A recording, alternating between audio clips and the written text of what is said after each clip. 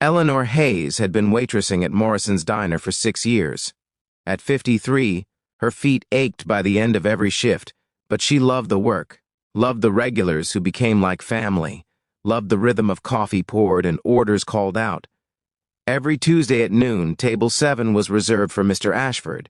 He'd been coming for 3 years, always alone, always ordering the same thing: pot roast with extra gravy, black coffee, apple pie. Eleanor's friend Diane usually served him, but today Diane had called in sick, and Eleanor was covering her section. She approached table 7 with her notepad ready. The man sitting there was in his early 60s, she guessed, silver hair, kind eyes behind reading glasses. He wore an expensive suit but had loosened his tie. A briefcase sat on the seat beside him. "Good afternoon," Eleanor said warmly. "I'm Eleanor. I'm filling in for Diane today. What can I get you?"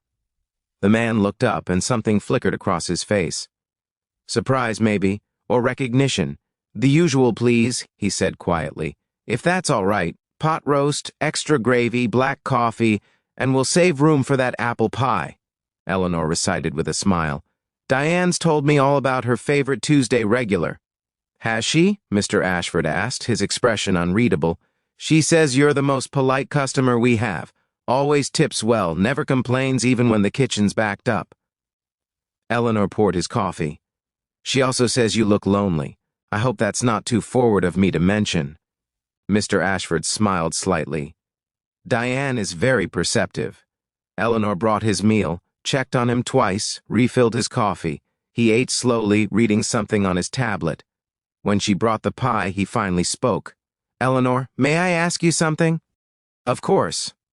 Do you enjoy working here?" She considered the question. "I do. It's honest work. I meet good people. It's not glamorous, but it's mine." "Have you always been a waitress?" "No. I used to be a nurse, 25 years at county hospital, but after my husband died, I couldn't do it anymore. Being around illness, loss, it was too hard. So I came here, serving food to living, healthy people. It helped me heal." Mr. Ashford nodded slowly. "I'm sorry about your husband." "Thank you. It's been 8 years now. Some days are still hard, but I'm making my way." She noticed he hadn't touched his pie. "Is everything all right? Pie not fresh?" "The pie is perfect," he assured her. "I'm just enjoying the conversation." Something in his voice made Eleanor look at him more carefully. There was a sadness in his eyes she recognized, the kind that comes from profound loss. "Have you lost someone too?" she asked gently. He was quiet for a moment. "My wife, 5 years ago, cancer." "I'm so sorry. That's why I come here on Tuesdays," he admitted. "It was our day. We used to have lunch together every Tuesday, no matter how busy work got. After she passed, I didn't know what to do with Tuesdays, so I started coming here. At first it was painful, but over time it became something I looked forward to, a connection to her memory." Eleanor sat down across from him, something she rarely did with customers, but this felt important. "My husband and I had Sundays," she said. "We'd make a big breakfast and read the paper together for hours. After he died, Sundays were unbearable. I'd work double shifts just to avoid being home." "What changed?" Mr. Ashford asked. "I realized I was running from the memories instead of honoring them. So I started making that big breakfast again, just for me, reading the paper. It hurt at first, but eventually it felt like having him there with me, in a way." Mr. Ashford's eyes were bright with emotion. "That's beautiful."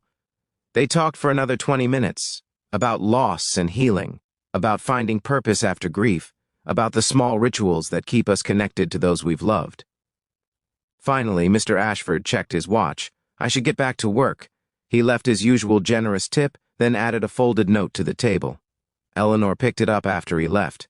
"Thank you for the conversation. You reminded me why Tuesdays matter." Douglas Ashford. The following Tuesday, Diane was back at work. "Table 7 is here," she told Eleanor. "Mr. Ashford. He specifically asked if you were working today." Eleanor felt her heart flutter. "He did?" "Yeah. Said he'd like you to serve him if possible. I'm not offended." He seemed pretty insistent. Eleanor approached table 7. Douglas Ashford stood when he saw her. "Eleanor, I was hoping you'd be here. Diane said you asked for me?" "I did. I wanted to thank you properly for last week. You gave me something I didn't know I needed." "What's that?" "Someone who understood." Everyone tells you to move on, get over it, start dating again. But you understood that grief doesn't work that way, that we carry our loved ones with us, that it's okay to still love someone who's gone. Eleanor felt tears prick her eyes. I did understand. Over the next few months, Eleanor served Douglas every Tuesday. They talked about everything, their children, grown and living their own lives, their careers, their dreams deferred and dreams fulfilled. One Tuesday, Douglas didn't order his usual. I'd like to try something different today, he said. What do you recommend? Eleanor smiled. The meatloaf is excellent, and the chocolate cream pie is better than the apple, if you ask me. Then that's what I'll have. As she walked away, Diane pulled her aside. Do you know who he is? Mr. Ashford. Douglas Ashford. As in Ashford Medical Solutions. He's a CEO. His company makes medical equipment. He's worth millions. Eleanor felt her stomach drop. What? I looked him up after he started coming here. I figured anyone who tips that well had money, but I had no idea it was that much money. Eleanor delivered his lunch with shaking hands. When she set down the plate, Douglas looked concerned. Are you all right? You seem upset. Why didn't you tell me? She asked quietly. Tell you what? Who you are, what you do. Douglas sighed. Because it doesn't matter. Here. At this diner, I'm just a man having lunch, not a CEO, not a widower everyone pities. Just Douglas. You treated me like a person, not a title. I didn't want that to change. It doesn't change anything, Eleanor said firmly. You're still just Douglas, who misses his wife, who comes here on Tuesdays, who finally tried the meatloaf. He smiled with relief. Good. Because there's something I'd like to ask you. What's that? Would you have dinner with me? Not here. Somewhere else. On a day that's not Tuesday. As two people who understand each other, who might want to get to know each other better. Eleanor's heart raced. Mr. Ashford? Douglas, he corrected gently. Douglas. I'm a waitress. You're a CEO. I live in a one-bedroom apartment. You probably have a mansion. I have a big empty house, he said, full of expensive things that mean nothing. You have something I've been searching for. Authenticity, kindness, understanding.